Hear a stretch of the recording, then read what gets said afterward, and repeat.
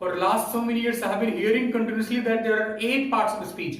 और जी हाँ, ये सच है कि स्पीच को 8 भागों में बांटा गया है, जैसे कि आपने बचपन से पढ़ा है। लेकिन आज इस वीडियो लेक्चर के माध्यम से मैं चर्चा करने वाला हूं एक सुपर थ्योरी के बारे में। सबसे बड़ा सवाल, सुपर थ्योरी क्या है? तो हर थ्योरी का एक सुपर थ्योरी है, और वो सुपर थ्योरी ये है कि दुनिया में जितने भी थ्योरी है, कोई भी थ्योरी परमानेंट नहीं है, यानी कि हर थ्योरी डायनेमिक है। तो अब सवाल उठता है कि क्या हमारा पार्ट्स ऑफ स्पीच के जो 8 पार्ट्स होते हैं, ये थ्योरी भी डायनेमिक है? जी हाँ दोस्तों, ये थ्योरी भी डायनेमिक है।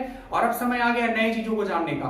तो आज के इस वीडियो लेक्चर के माध्यम से मैं आपको बताने की कोशिश करूंगा कि पार्ट्स ऑफ स्पीच को सिर्फ 2 भागों में बांटा गया है, और कौन कौन सी स्पीच है, इसके लिए चलिए मेरे साथ बने रहिए। एप्लीकेशन को समझने के लिए ये जरूरी है कि सबसे पहले आप एफिक्स को समझें। सबसे पहला सवाल, एफिक्स क्या होता है? तो एफिक्स शब्द का वो पार्ट होता है जो किसी शब्द के आगे या पीछे लग करके उस शब्द की मीनिंग को बदल देता है। एग्जांपल से इसको समझने की कोशिश कीजिए। एक शब्द है इंटरेस्टिंग। इंटरेस्टिंग के पहले हम अन जोड़ते हैं, अन जोड़ने से हमारा क्या हो जाता है? अनइंटरेस्टिंग।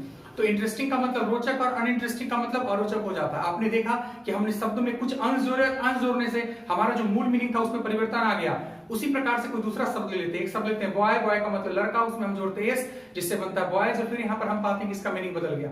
तो दोस्तों, अफिक्स जो है कोई स्वतंत्र मीनिंग नहीं देता है, लेकिन किसी शब्द के आगे या पीछे लग करके उसके मीनिंग में परिवर्तन रखने की क्षमता रखता है। अब सवाल उठता है कि अफिक्स के डिवीजन के बारे में। तो अफिक्स के बाद जब हम करेंगे तो इसको 2 भागों में बांटा गया है। एक होता है प्रीफिक्स और दूसरा होता है सफिक्स।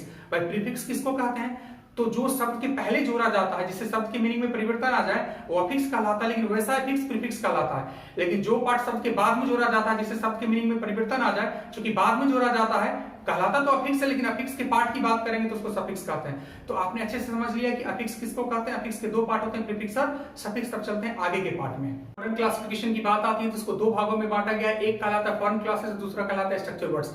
सबसे बड़ा सवाल कि फॉरेन क्लासेस किसको कहते हैं और स्ट्रक्चर वर्ड्स किसको बोलते हैं। एफिक्स को बैकग्राउंड मानकर किसको डिसाइड किया गया है? जिस किसी भी वर्ड पर एफिक्स का प्रभाव पड़ता है उसे फॉरेन क्लासेस कहते हैं, और जिस किसी वर्ड पर एफिक्स का प्रभाव नहीं पड़ता है उसको आप स्ट्रक्चर वर्ड्स कहते हैं। उदाहरण के तौर पर एक शब्द लेते हैं बॉय, बॉय में जोड़ते हैं एस, इसका मतलब होता है बॉय, जिसका एक मीनिंग आता है, यानी कि एफिक्स का प्रभाव इस पर पड़ रहा है। इससे स्पष्ट है कि ये क्या है, ये फॉरेन क्लासेस है। लेकिन मान लीजिए हम कोई शब्द लेते हैं माई, माई में हम कुछ शब्दांश को जोड़ते हैं और कुछ भी जोड़ने की कोशिश करते हैं तो आप वहां जोड़ नहीं पाते हैं, यानी कि माई पर किसी प्रकार से एफिक्स का प्रभाव नहीं पड़ता है। इससे ये बात तो स्पष्ट है कि ये हमारे स्ट्रक्चर वर्ड्स है। दोस्तों, इस प्रकार से हमारा मॉडर्न क्लासिफिकेशन है वर्ड्स का। तो इस तरह से आप समझ सकते हैं कि किस प्रकार से वर्ड को 2 भागों में बांटा गया, और अंग्रेजी को अच्छी तरह से जानने के लिए, खास करके लिखने के लिए, इसको जानना जरूरी होता है। आज की वीडियो लेक्चर के माध्यम से मैंने मॉडर्न क्लासिफिकेशन ऑफ वर्ड्स आपको बताया। कैसा लगा वीडियो? इसको देखिए, समझने की कोशिश कीजिए। अगर आप जानना चाहते हैं अंग्रेजी तो हर पॉइंट को जानना आपके लिए जरूरी है। तो आज विकास कुमार को इजाजत, फिर मिलते हैं अगले क्लास में कुछ नई चीजों के साथ।